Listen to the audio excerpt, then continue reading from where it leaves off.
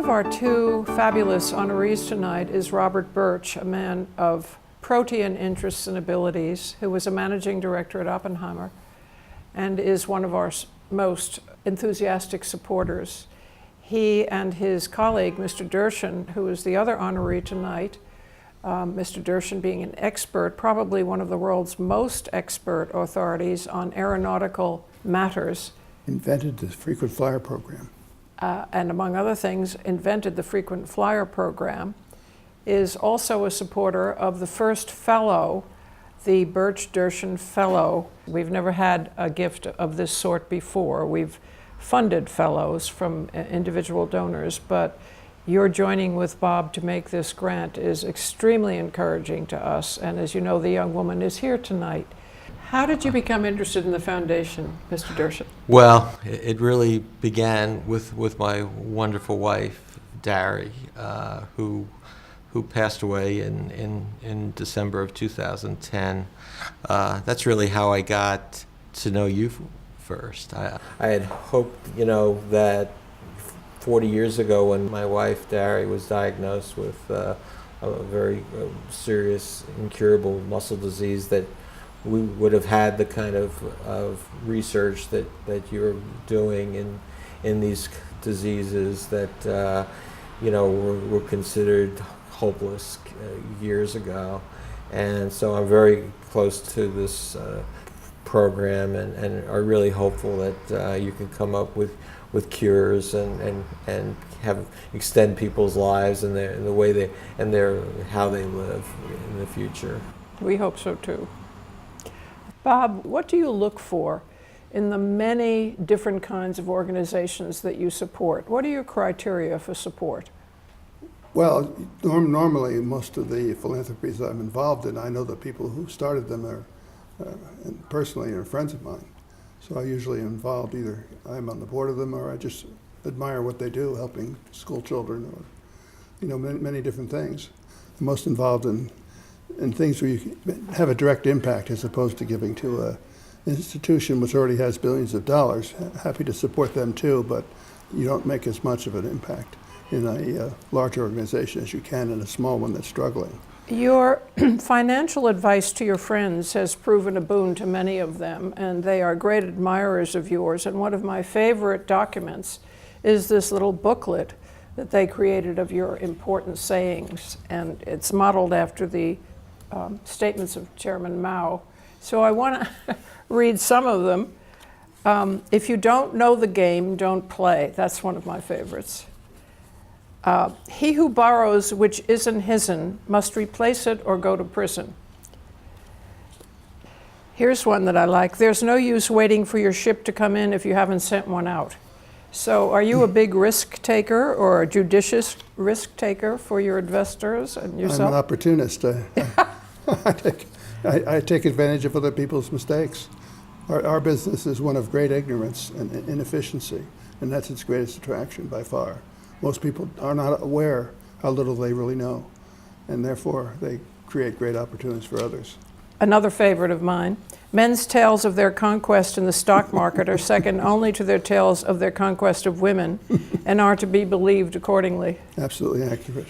Most people tend to believe their success, remember their successes and tell you about them, not tell you about their failures. Our second honoree tonight is Mr. Michael Derchin, who is probably the foremost expert on aviation history and airline development in the world. Among his many achievements was the brilliant insight of establishing the frequent flyer program for American Airlines. Tell us about the frequent flyer program and what an insight that was. I certainly love it.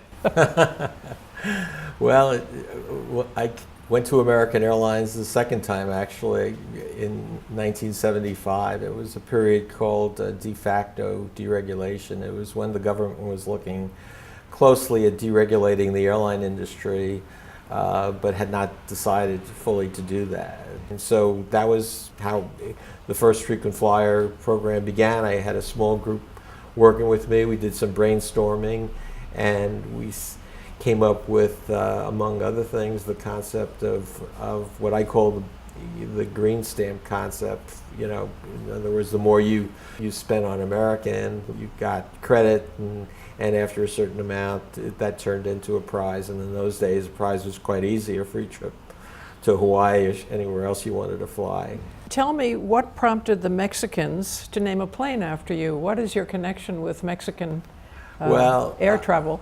Early last year, the head of a low-cost Mexican airline called Volaris, which is the Southwest Airlines of Mexico, gave a speech. And typically, at the end of a speech, everybody puts a business card in the bowl, and you generally will get, if the prize is a model airplane. In this case, he said, well, I'm doing something unique. We're going to have an all-expense-paid trip for whoever wins this, for the person and the family, and we're going to name a plane after them. We're going to christen a plane after him. I see.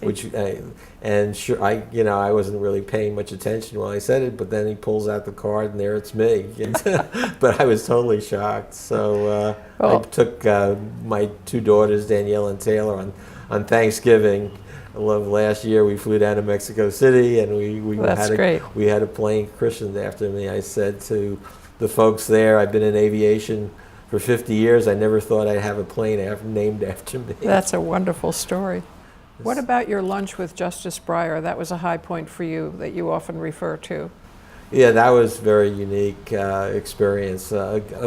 Justice Breyer, we have a good mutual friend named Craig Drill, and knew Justice Breyer well before he was on the Supreme Court, and they were talking about how the airline industry had evolved to where it is, and Justice Breyer said to him, well, I'm sick of talking about Obamacare. I would love to talk about the airlines for a few hours. Was that recent?